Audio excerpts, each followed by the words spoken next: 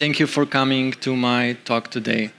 My name is Domen. I've been an Android engineer for about 10 years now, and today I'll be talking about a very un-Androidy topic, Swift. So why should you know Swift? Well, the most obvious reason is to be able to read and understand iOS code. But it goes beyond that because, at least based on my experience, I found myself looking at the iOS code base numerous times, trying to figure out how something is implemented, whether I was trying to fix a bug and seeing how it's done on iOS, or when I asked an iOS colleague for help and they would send me a code snippet, and I was trying to figure out what exactly it meant. Additionally, if you do know Swift, then you can help out with code reviews for your iOS teammates. This is especially true if you're in a small team where maybe it's just you and someone on iOS. And also you can collaborate together, maybe on technical proposals, on technical specifications, and some other documents. And then finally, if you are planning on doing Kotlin multi-platform and you're planning on using Swift UI for the iOS part, then you will also need to know Swift. And then also most of the cross-platform frameworks like Flutter or maybe some other ones. Some things can be done within the framework, so you have to write iOS native code. And all we mentioned also applies the other way around, so it's probably a good idea if your iOS developers also know Kotlin.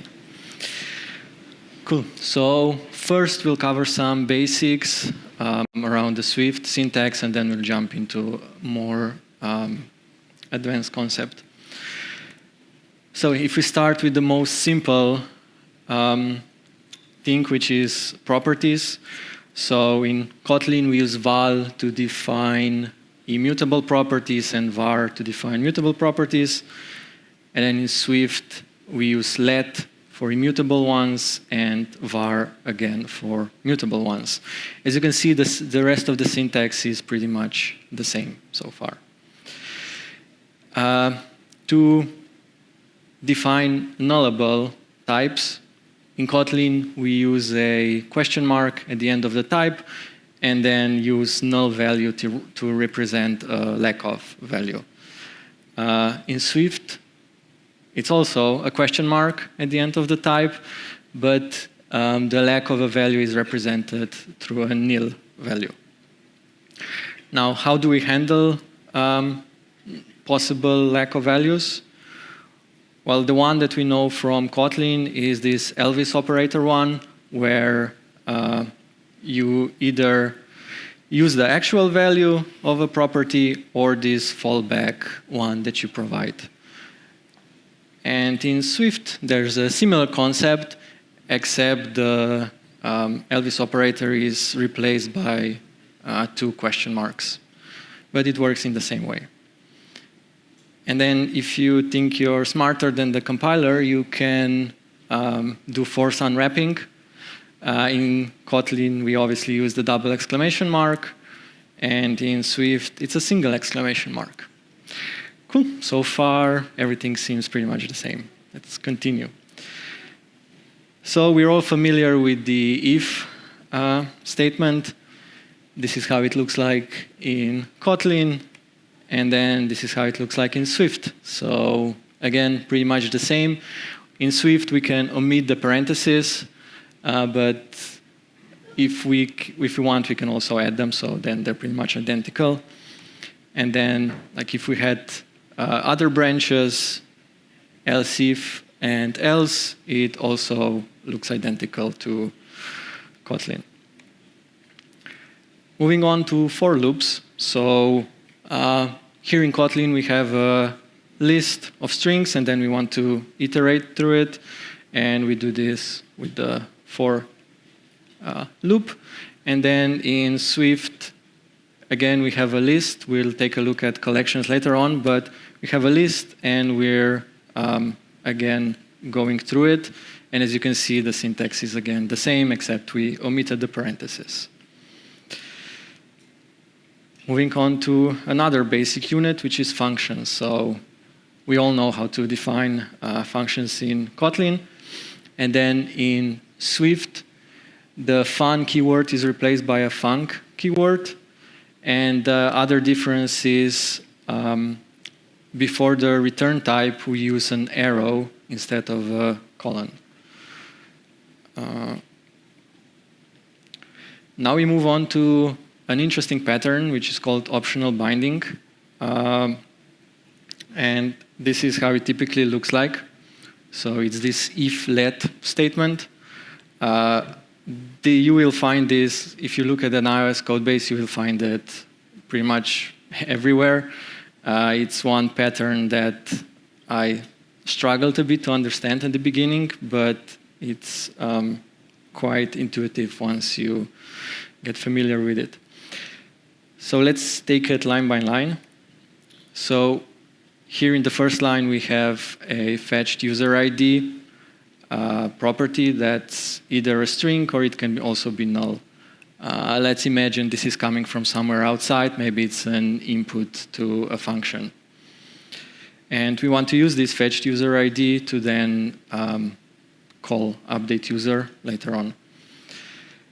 So next line is if let user ID equal fetched user ID. What this basically means is if fetched user ID is not null, if it has a value, then assign it to a new non-optional property called user ID. We can then use this user ID property inside the code block as if it were non-null. So here we're then calling update user. And then we also have the else branch. So if the value of fetch user ID is actually null or nil in Swift, then we can do something else in the else branch. So we can either throw an error or we can, for example, create a new user. The else branch is optional, so we can also omit it and then also simplify the whole expression by removing the assignment to the new property and just use the existing one. So here we have if let fetched user ID, which will again check if fetched user ID is not null, and if it's not, it will execute the code block. Fetched user ID can, in this case, be used inside the code block as if it were non-optional. One thing to note is that after the if let block, if you try to reference fetched user ID again, it will once again be optional. So you will have to do the same check again.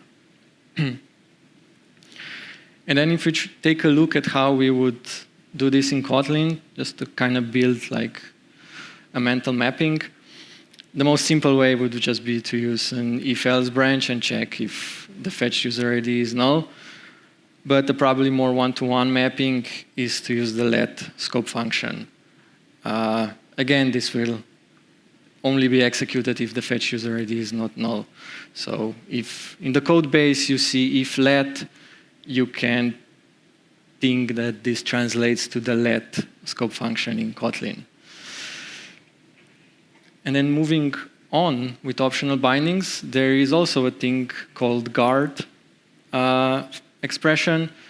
And this one is quite similar to the if let expression, but it's most commonly used for early returns from functions. And for the guard expression, the else block is actually mandatory, so we can skip it. So here we have a function that takes a optional string username and then returns either true or false whether the username is valid. So with this guard let, what we're essentially doing is we're saying check if username is null. If it is null, so the value is missing, then execute the else block. And in this case, we're returning false immediately because the username is missing and is therefore not valid. If the value of username is actually present, then guard let will move on and we can use it we can use the username property in the rest of the function as if it were not optional. And then translating this to Kotlin, again, we could use a simple if check at the beginning of the function to exit early. Or if we want to do it in a more functional way, we can again use let and then also fall back to false if the value is missing. So moving on to collections in Swift. So Swift essentially provides three types of collections. One type are arrays. So these are ordered lists of values. This would translate to either a list or an array in Kotlin. Then we have sets, which are unordered collections of unique values. And this translates pretty much one-to-one with Kotlin sets. And then there's dictionary, which is a key value mappings or pairs. And this essentially translates to a map in Kotlin. And then taking a look how we use them practically. So this is how you define an array or a list in Swift. So you use the square brackets and then provide the values. When we provide the values, when we're initializing the array, we can then skip the type declaration because it's automatically inferred. One difference that's important compared to defining lists in Kotlin is that if you want a mutable array, meaning you can write to it, delete from it, and so on, then you have to declare it as a var. If you declare it as a let, it's basically immutable, so you can only read from it. As you know, in Kotlin, we have the mutable list and regular list that we can use, and then it doesn't matter whether you use val or var to define it. And yeah, to add new items to it, it's pretty simple. So you use the += syntax to basically merge the two arrays. And then for iterating through the list, we can use the regular for loop. Now sets are, again, pretty similar. And as you can see, to declare a set, the syntax is the same as it is for the array, except here you have to explicitly define the set type. You don't have to define the type of the values, but you do have to declare this is a set so the compiler knows it's not an array.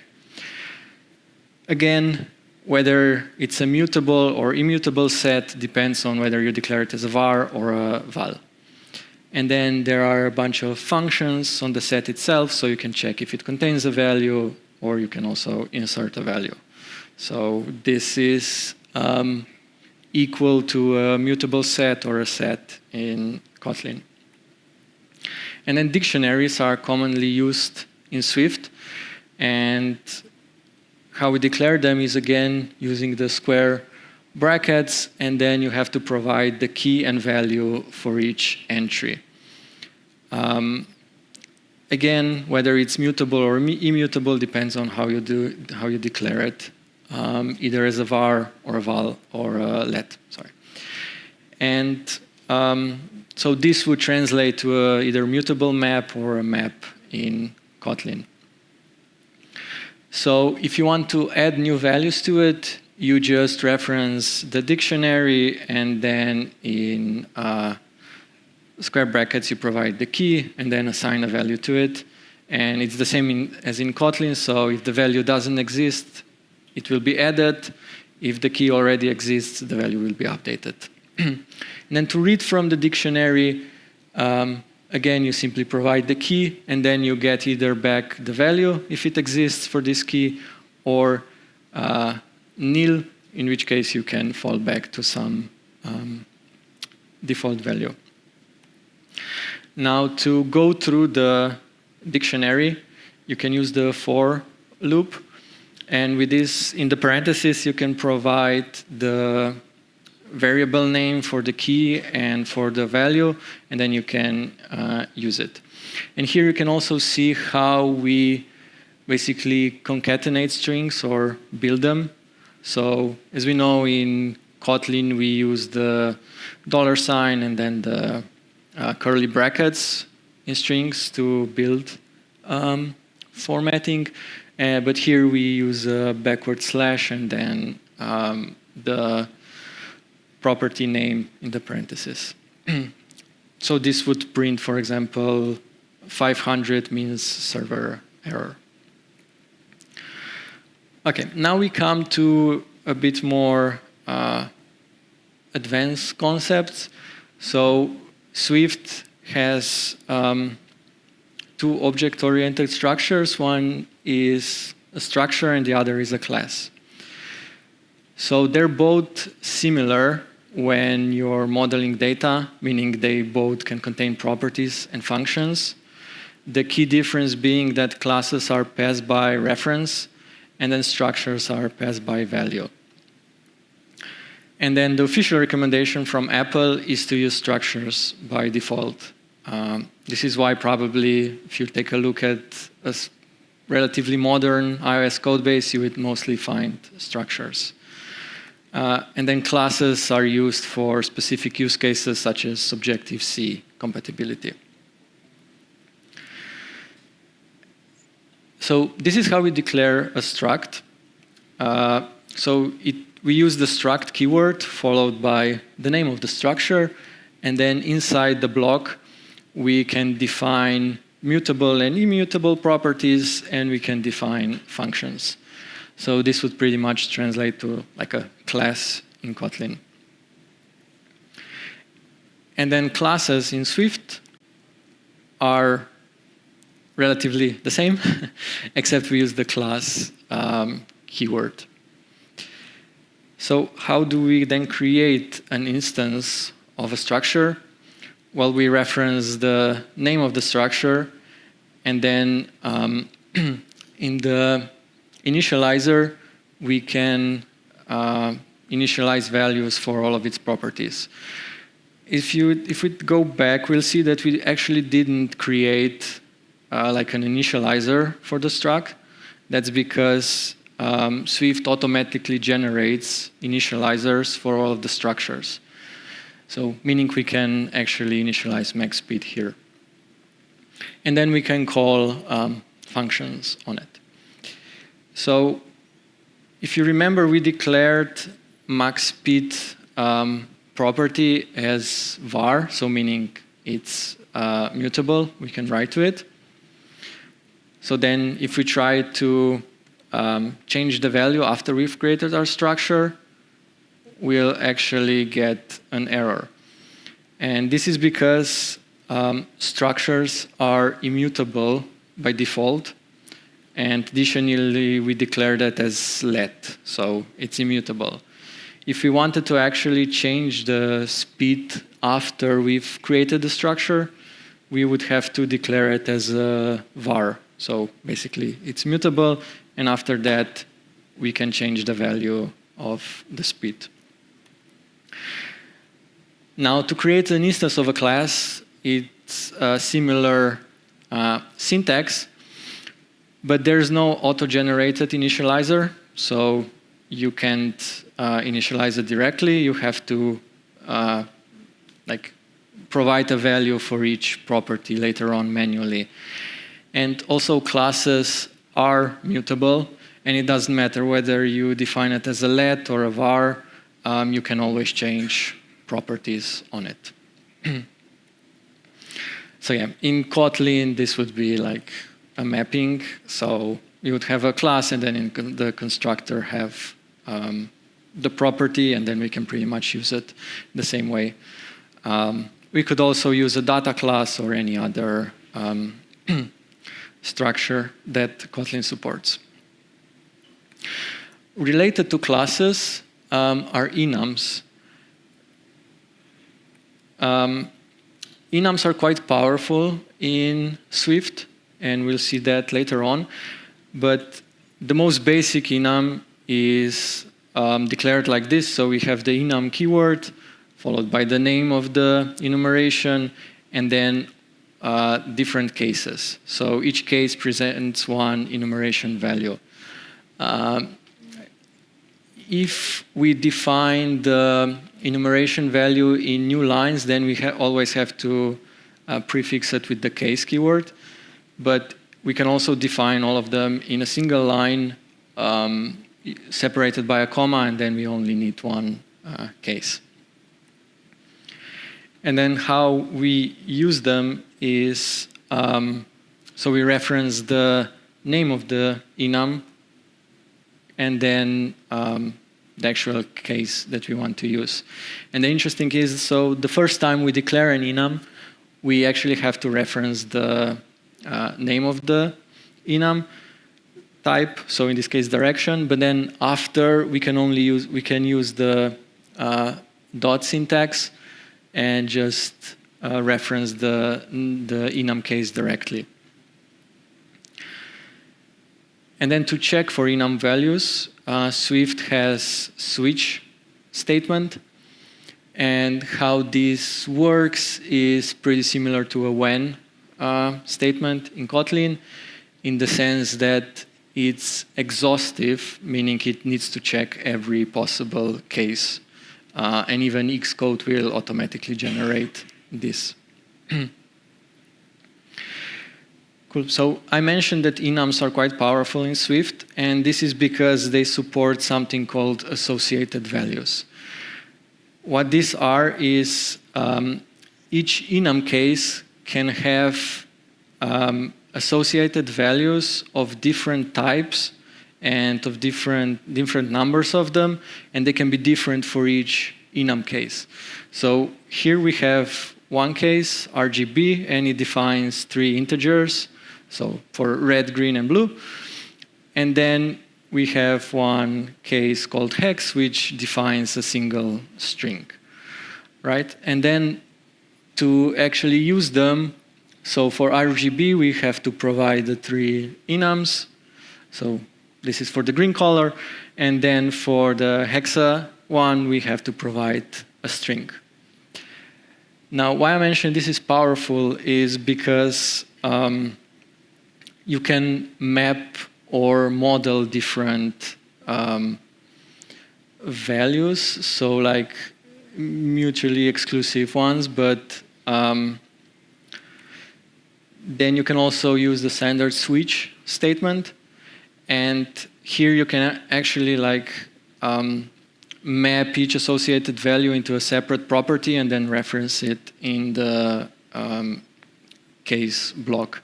So like here we're just printing the associated values, but you can do more with them.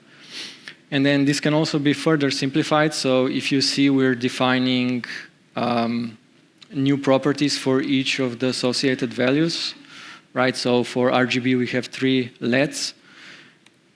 And in that case, we can extract the LED after the case, and it will still work in the same way. Now, why I mentioned this is powerful is because there's no real good enum-based solution in Kotlin. So we know how we define an enum class, right? So you provide values, and then you reference them in a similar way, and you use the when statement to check exhaustively for all of the possible values.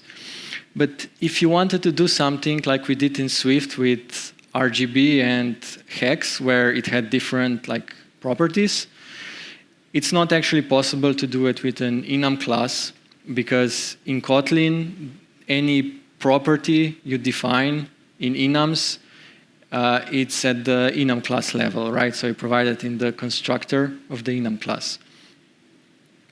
And then they are the same for all of the enum cases, right? It has to be the same type and same number. So if we wanted to actually model the same RGB hex values in Kotlin, we would actually have to use sealed classes because this is then pretty much it, right? So we have a sealed class of color type, and then we have two possible values that are defined as data classes and belong to the sealed class. And in this case, we then have two different models with different properties, but we can pass them around as color type, meaning we still have the safety checks as we do with enums. Moving on to another commonly used construct in Swift, it's extensions. So I'm not sure, like, if you ever checked any of the iOS code, you will see, at least in the project that I've seen, a bunch of like view model and view controller extension classes. And yeah, that's a way to add functionality to other classes, even the ones to which we don't have access. So how it's defined, it's we use the extension keyword and then the name of the type that we want to extend. So in this case, it's string. And then inside the block, we provide any number of functions that we want to be able to call on that type, right? So here we're declaring a function called doubled that returns a string. And because it's an extension, it accesses the string on which you call it. So that's why we have self there.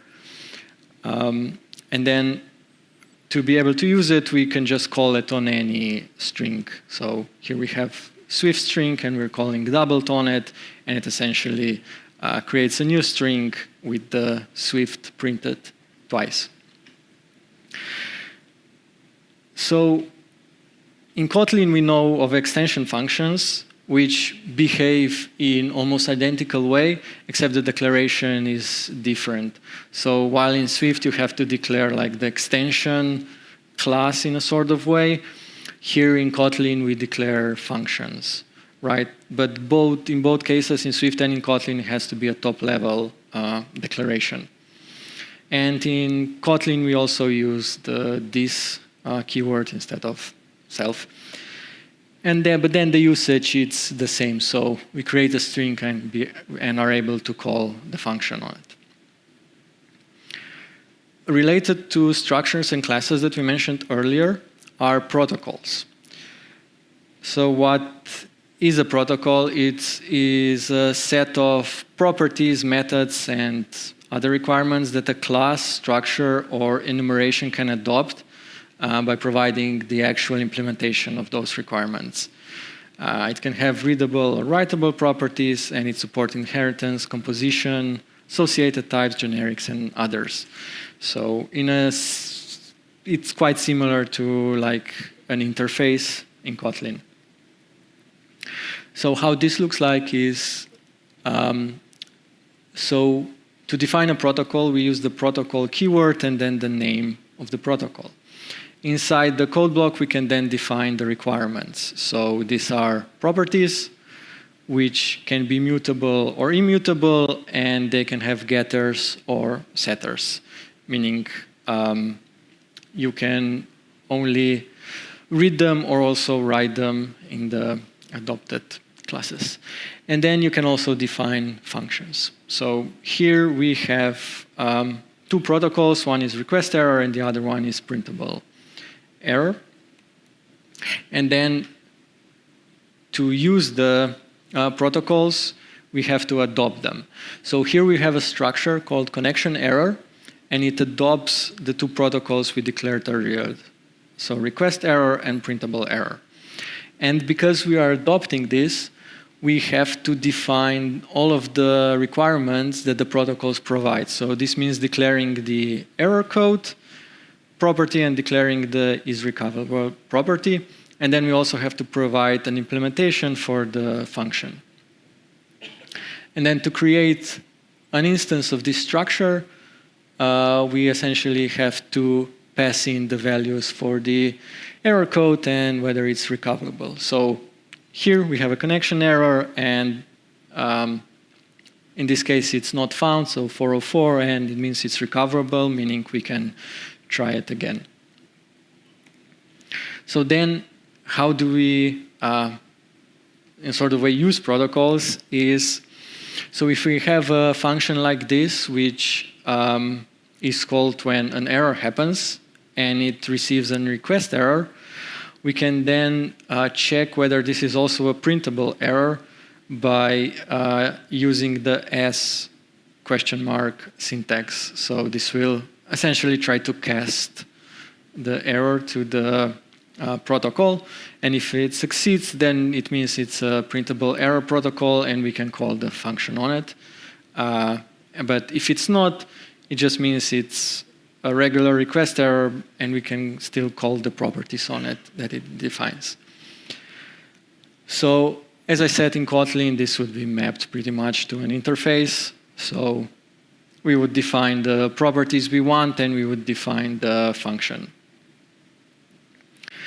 And then we would implement the interface in a class like this.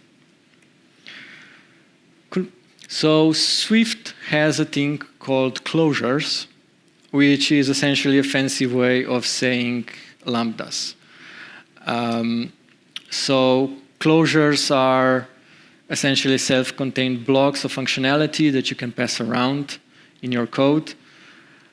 So here there's a function that essentially accepts a closure.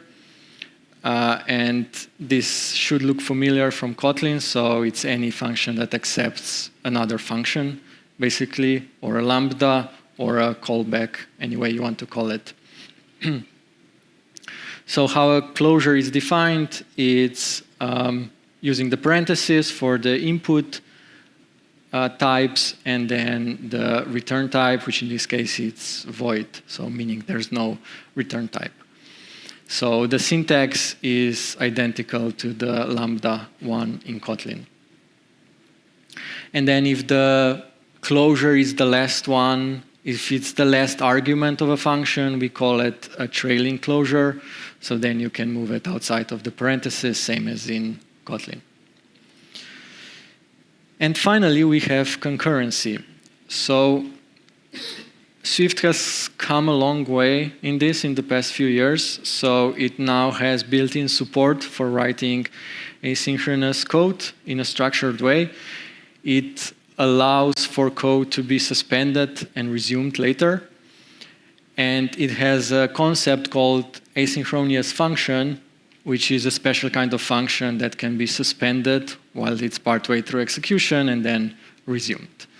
So if that sounds familiar, it's because it's essentially equal to coroutines and suspending functions in Kotlin.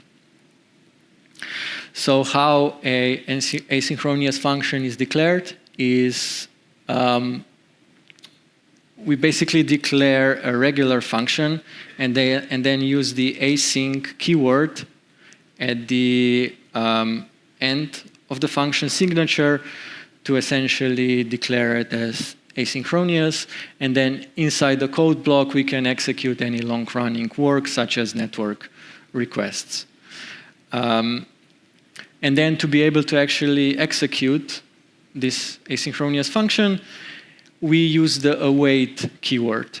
And what this essentially does is it suspends the execution of the program until fetch user returns a result. And then after that, it will continue the execution. So like I said, this is equal to suspending functions in Kotlin. So in Kotlin, we use suspend to declare a suspending function, and then we need to launch a coroutine to be able to actually use it. So in Kotlin, we don't have to use the wait keyword, right, to wait for the result, because we're inside a coroutine. Then in Swift, we can also run asynchronous functions in parallel, and we do this by declaring each asynchronous function that we want to call as async let. So we use the async keyword in front of the declaration. And essentially what this does is suspends the function and it resumes the execution of the program. So in the previous case, we had to wait for the fetch user to return. But in this case, both first and second user will be fetched at the same time. And then we have another variable that we're declaring called users. And this one is using the wait keyword. And we're passing in, we're creating an array and passing in the two asynchronous functions. And this will actually then await the execution of both functions. And once they return, it will assign the results to the user's property. And after that happens, so after both functions are finished, the program will resume later on. So in Kotlin, we can do the same thing by using the async block and calling the suspending function in it, and then creating a list of this and calling await all. So here again, it would wait until both users are fetched to resume the execution of the program. Cool. So we've covered pretty much all of the main constructs that Swift has to offer and that you'll find in a typical program. As you saw, the syntax is quite similar to Kotlin. In a lot of the cases, it's one-to-one mapping. But there are some like not confusing, but maybe initially hard to understand concepts, and also the naming is different, so you may find it unfamiliar. But hopefully these examples between Swift and Kotlin helped you create like a mental mapping. So like if you see an if let statement, you can then think it's equal to let in Kotlin and can imagine how it works. Or for example, you can, if you see a protocol or someone on your iOS team is talking about protocols and structures and closures, you will know that they are essentially talking about interfaces, classes, and lambdas. And yeah, hopefully this will help you in your day-to-day work, improve the productivity, whether you're implementing new features or debugging some bug and you need to check at the iOS code. And yeah, maybe you can also do code reviews for your iOS teammates or help with any kind of technical specifications. And then yeah, if you're also planning on doing Swift UI for Kotlin multi-platform, you will need to know Swift. So hopefully now you know enough that if you're checking samples online for Swift UI, you will understand what's happening and what the constructs do. And that's it. Thank you so much for coming to the talk.